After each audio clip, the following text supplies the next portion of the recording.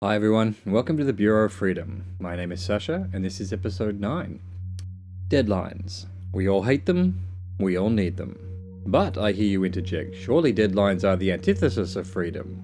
Deadlines, structure, rules, discipline. Are not these all the very enemies of do what you want freedom? Yeah, they are. But without them, you won't be free. Hear me out. There's a book, which I haven't read, but I have heard a lot about, called Discipline Equals Freedom by Jocko Willink. I understand the premise. In order to be free, to do what you want, you need to be disciplined with your schedule. That is, if you want the afternoon to fuck about on the beach playing video games while chugging beers, you'll want to make sure you get all the important shit done in the morning. Because the fact is, if you don't do that because you hate being disciplined, you won't get to go to the beach with your Nintendo Switch and case of Heineken, because you'll be stuck at home all afternoon doing the dishes and the laundry and working on your business, and so on. The concept of discipline making you free became clear to me many years ago when I spent a week living the life of a Buddhist monk during a retreat. Before that, I had had a fairly normal upbringing. My parents weren't slack, but you wouldn't call them strict either. I had never been a part of any sporting teams or cadets or scouts.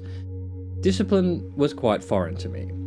So this retreat saw me shave my head, give up my usual Western decadent lifestyle and live the disciplined life of a monk for an entire week.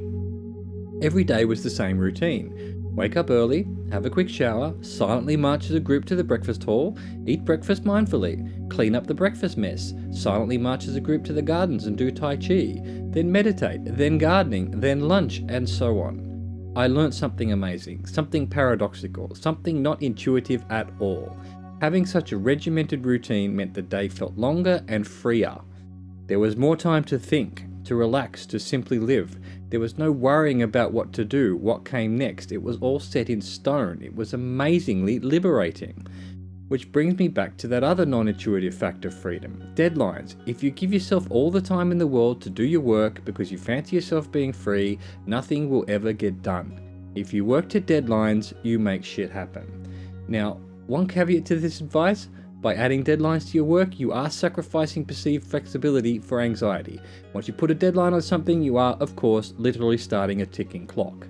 If, like most people, you tend to do things at the last minute, you'll find yourself worrying every day about the impending deadline of doom. That's normal. That's why you have the deadline. Anxiety and worry aren't great, but they are necessary sometimes to get you off your ass and working. If, unlike most people, you are like me, a strange freak who, when presented with a deadline, gets the work done ASAP, so I can get back to doing nothing for a living, you too will get hit with anxiety and worry. You'll worry that you don't have anything to do, that maybe you should make up some work to feel busy. That's normal too. And you have to remind yourself that you got the work done before the deadline and you deserve your downtime. So I know what you're thinking. Either way, deadlines cause worry. Nope, because without the deadline, you'll be worrying that maybe you should get some work done anyway, or that a few days have gone by where you've put off doing whatever it is that needs doing and you'll worry you're too lazy to be free. You'll hear stories of entrepreneurs who put in 27 hours a day and never sleep and all that bullshit. It's bullshit. You don't need to put in more time than is required to do what you want to do. If that's 8 hours a day, great. If that's 2, even better. Be disciplined, have a structure, have a schedule, and make deadlines. And you will be freer for it.